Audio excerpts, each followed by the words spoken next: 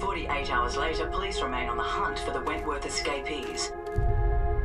Investigators questioned staff and inmates to establish if the two had assistance.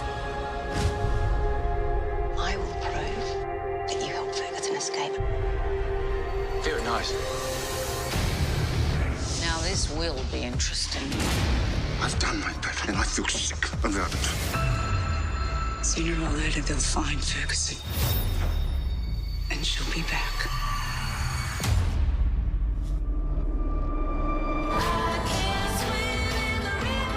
I'd rather die than go back inside.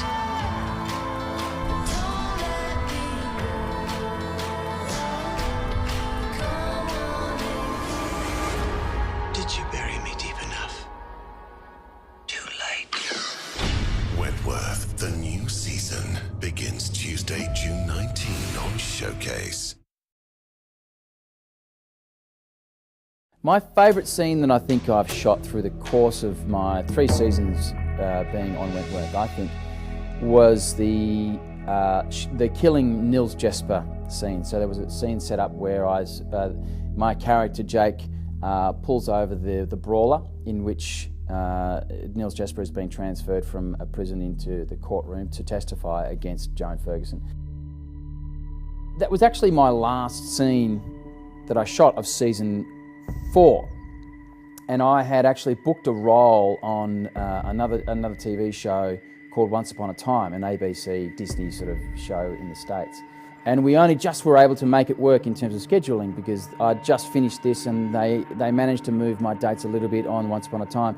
But what it meant was I had to literally leave set and go straight to Vancouver to shoot this Once Upon a Time. And this was the last scene we had to shoot, and it was a big deal. And we come to this last scene, we're sort of on time, it takes a little bit longer. There's literally a driver standing by, waiting to take me to the airport. We do the scene, I shoot Jasper. It's this huge explosion, which I wasn't actually expecting it to be such a big explosion. I'm standing there and there's a camera behind me, so I'm facing away, and there's a few cameras on it and stuff, so they didn't miss it. But when it blew up, I was like, I jumped out of my skin. I wasn't expecting it to be such a huge explosion. So it was real for me.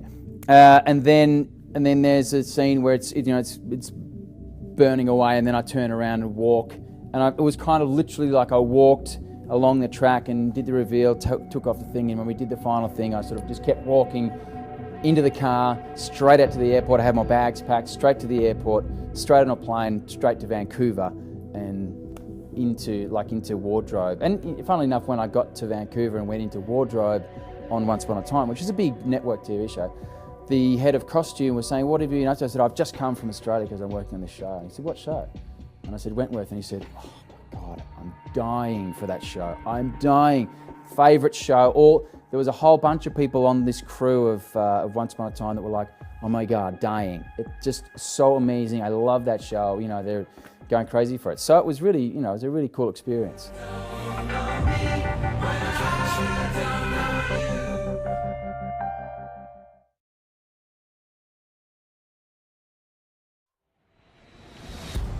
Name? Rita Connors. Rita Connors, I think, is a very loyal woman. She's very family-based. That's what I got, when we sat down and spoke about her backstory with producers and what kind of person she is. So I felt that there's a great loyalty to her family because she actually sacrifices herself for her family's safety with an incident that happens, that develops the story. And when you first meet Rita, she's actually got to prove herself to the other prisoners. So she's actually more of an observer, and she's quiet in that sense. She's working out the lay of the land. That's where do I sit? Where am I supposed to be?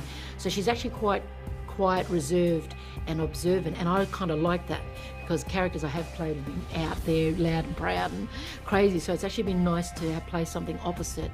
The loyalty is the one that keeps coming back. She's very loyal, I think, but she's a chick that would give you the back of her, the shirt off her back to help. I think she's very much someone who will be there to help someone if they're in time of need. But if you cross her, I think you wouldn't want to mess with her.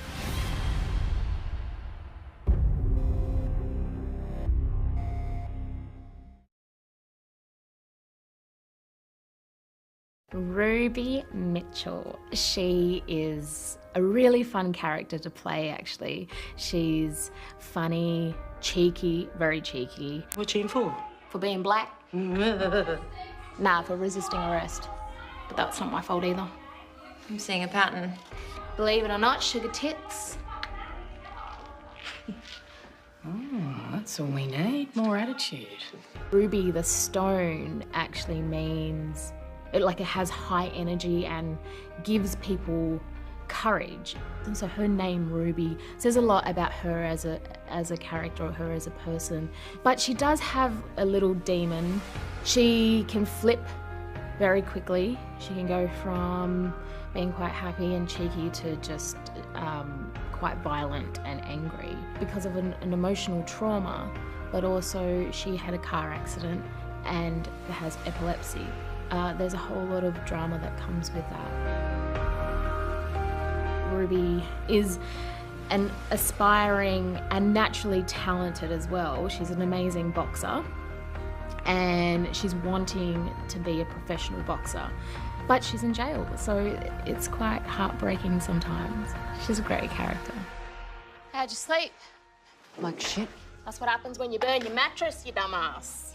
You want a fucking fist in your mouth. I got a big mouth. You wouldn't even touch the sides, mate.